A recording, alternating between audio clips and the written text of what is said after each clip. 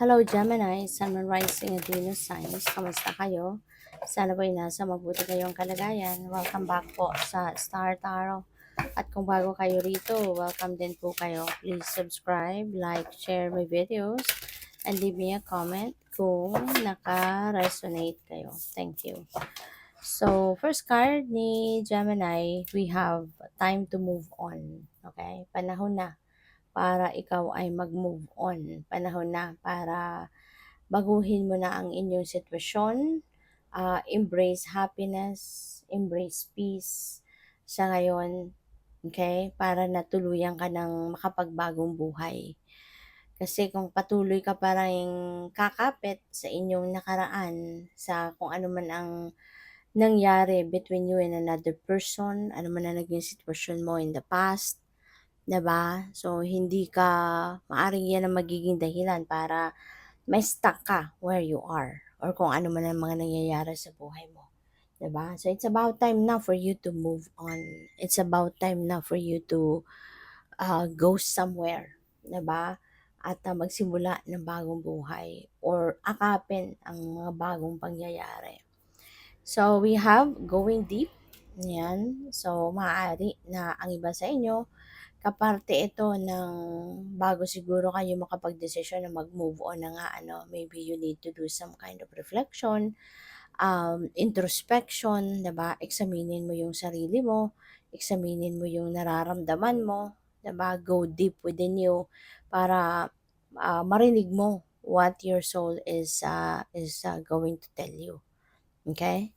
So what else? We have a time to share. Ayan. So, generosity energy is at play. Maaari na dati ikaw naman yung laging tumatanggap, ikaw yung laging tinutulungan. Ngayon, maaring ikaw naman yung magiging benefactor. Ikaw naman yung tutulong sa iba. Ikaw naman yung magkakaroon ng pagkakataon or willingness to share what you have. You have the willingness to give something din sa ibang tao. No? Kaya, good luck sa'yo. So, tignan natin kung ano pa ang ganap. And by the way, maraming salamat for subscribing.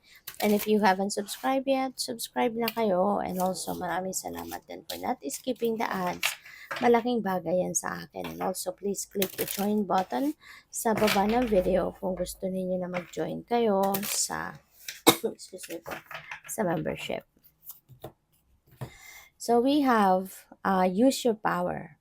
Okay? Gamitin mo ang inyong kapangyarihan. Alright? Para na ah, para na magawa mo kung ano man yung mga gusto mong gawin. Okay? Maaari na ang iba sa inyo dati nagdadalawang isip, no? Na gawin ang mga bagay na gusto mong gawin, kung ano man ang makakabuti, ano man ang, ano man ang magiging beneficial para sa inyo. Maaring natatakot kayo. Dati kaya hindi ninyo nagagawa yon. But now, you can do it. Use your power. Gawin mo kung ano yung gusto mong gawin. Ano, don't rely 100% on other people. Because you also have that power.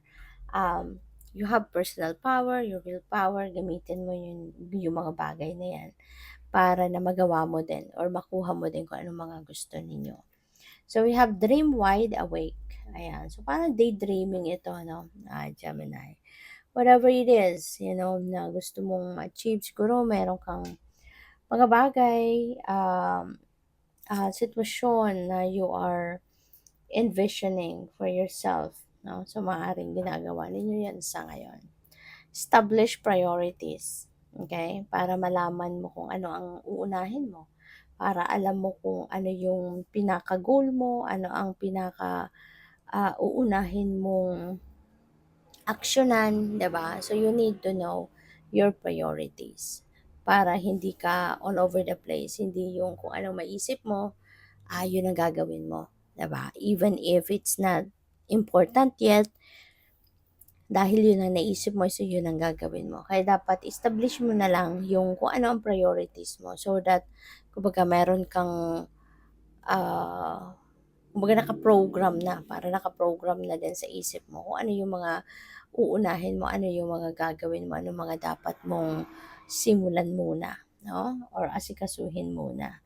So, we have guidance is golden. Ayan. So, it's either ikaw yung magbibigay ng gabay sa iba or ikaw yung tatanggap, no? Ikaw makakarinig ng guidance from other people.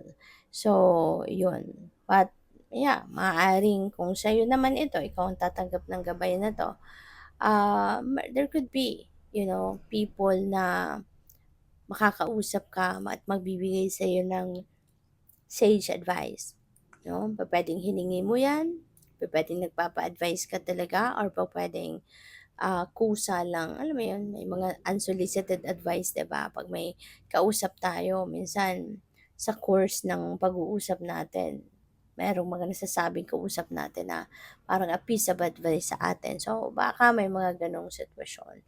Or you know what? Pupuwedeng you are praying, no, for guidance. Kaya maaaring merong mga signs, symbols, synchronicities, omens, mga ganyan na dumadating sa'yo or pupuwedeng mga intuitive messages, nudges, or visions, no, then ang makikita mo or maririnig mo. So, yeah, just pay attention to that. Kasi kapagka gano'n, mga divine guidance din 'yan. So what else? We have take the opportunity. No, kung merong oportunidad na nandiyan diyan, take it. Huwag ka nang magdalawang isip, huwag kang magpatumpik-tumpik pa, tumayo ka na, and take that opportunity.